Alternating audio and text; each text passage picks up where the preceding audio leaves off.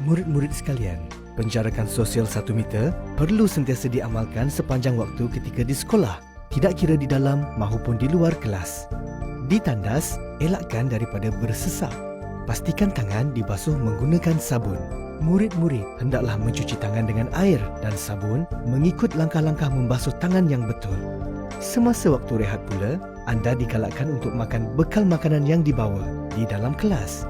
Jika anda tidak membawa bekal makanan, anda boleh beli makanan berbungkus di kantin dan bawanya ke kelas untuk dimakan. Pastikan penjarakan sosial diamalkan di kantin.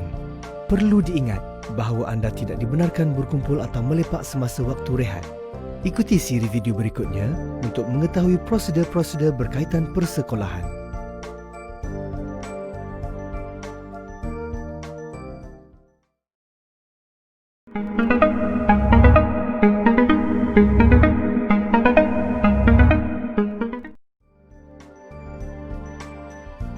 Para murid sekalian, anda semua pasti sudah mengetahui tentang COVID-19. Virus ini berjangkit daripada individu kepada individu melalui titisan pernafasan dan juga sentuhan. Antara gejala penyakit ini adalah demam, batuk, selsema dan sukar bernafas. Bagaimanapun, tanpa gejala-gejala ini, anda mungkin boleh menjadi pembawa kepada virus ini tanpa anda sedari. Demi memutuskan rantaian jangkitan virus ini, langkah-langkah pencegahan seperti berikut mesti dipatuhi. 1. Kerap mencuci tangan menggunakan air dan sabun atau pensanitasi tangan. 2. Pakai pelitup muka kepada yang bergejala dan berimuniti badan rendah. 3. Amalkan penjarakan sosial 1 meter antara individu. Dan 4. Kekal berada di rumah sekiranya tiada keperluan untuk keluar. Langkah-langkah yang disebutkan tadi bermakna anda semua tidak dibenarkan untuk bersembang rapat, berkumpul dan bersentuhan. Kepatuhan anda kepada langkah-langkah pencegahan ini memberi makna yang besar kepada negara. Ikuti siri video berikutnya untuk mengetahui prosedur-prosedur berkaitan persekolahan.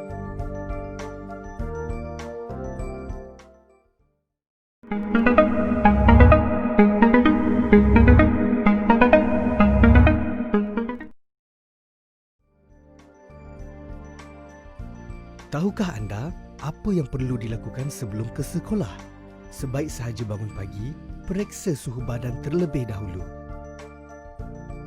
Seluruh ahli keluarga digalakkan berbuat demikian. Jika suhu anda tinggi, kekal berada di rumah dan tidak perlu ke sekolah. Amalkan kebersihan diri. Pastikan baju sekolah yang bersih setiap hari.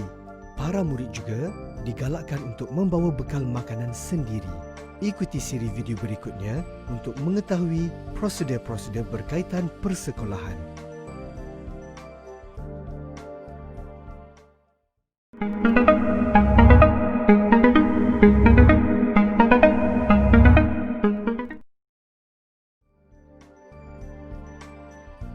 Ketika berada di sekolah, anda dilarang berkumpul dengan kawan-kawan dalam kedudukan rapat atau bersentuhan.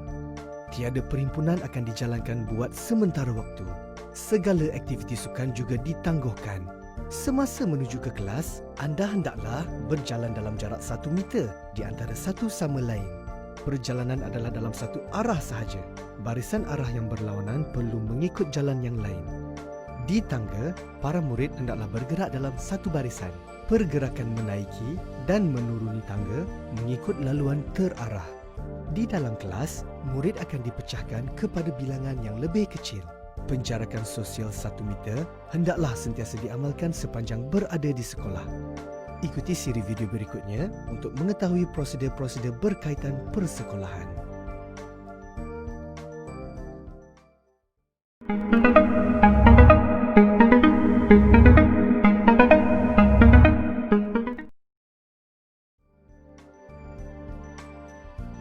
Ketika pulang dari sekolah, murid-murid hendaklah berada dalam keadaan teratur untuk keluar dari kelas dan kawasan sekolah.